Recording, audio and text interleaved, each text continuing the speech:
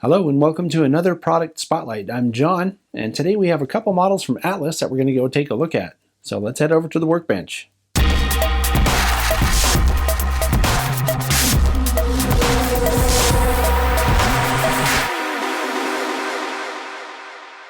All right, so here's what we're looking at today. These are HO scale 812 passenger cars from Atlas. According to Atlas's website, these were built by Pullman in the 1920s. If you look on their website, you'll find a whole bunch of different road names and road numbers, including an unlettered one. These go for $79.95.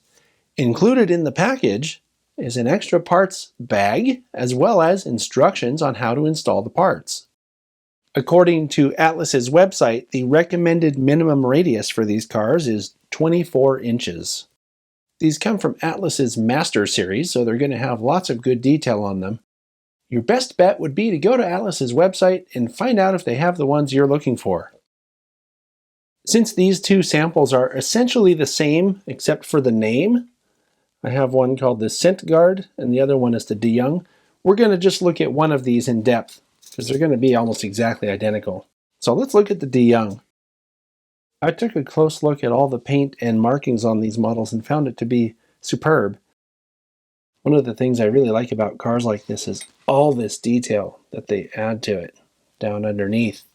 This is all visible when it's on the track, so it's a lot of specific detail that has to be added, and it looks really good on this model. It's different, right, on each side, because each side has different little compartments and stuff underneath there. So we're going to take a look at that on the other side as well. But something else I noticed on this model is that these windows over here are decorative windows.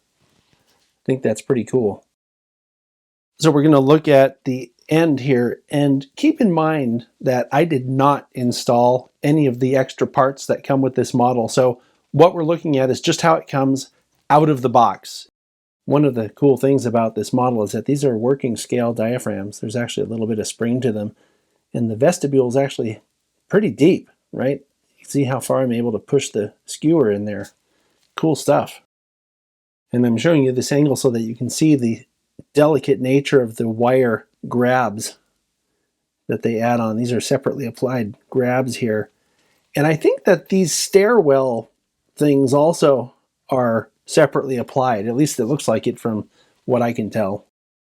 I mentioned a minute ago about how the details you see from the side are so different. See what I mean?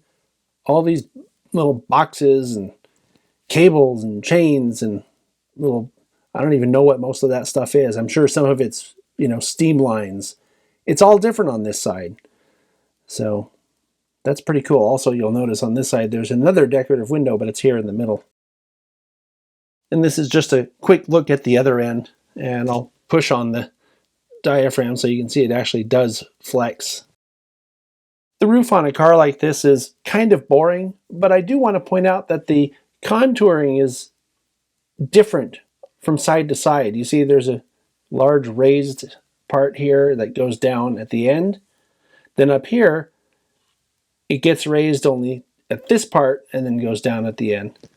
So the contour is pretty cool. Just the fact that it's different on both sides. I could see someone making a model like this and just having that profile being the same across the entire length of the car, which would probably be wrong. And now looking at the bottom, you can see all kinds of separately applied brake detail. I'm sure some of this is steam line detail, because these old cars used steam lines for heat. Pretty cool. And then something else I should mention is that these are heavyweight cars, right? So they have the 3-axle trucks, and the trucks actually have some pretty good detail in them. And another thing to remember is we're looking at this without any of the additional parts from the parts bags added to it. So pretty cool stuff. Well, what can I say? It's another solid release from Atlas. Someone might look at a model like this and think, gee, $79.95, that's awfully expensive for one car. But when you consider the fact that it comes with all these separately applied parts and additional parts in the package, and also consider the fact that these are manufacturers' suggested retail prices that I quote on the show here, You can usually find models like this for less if you just shop around a little bit. So great job, Atlas, and I'll see you next time.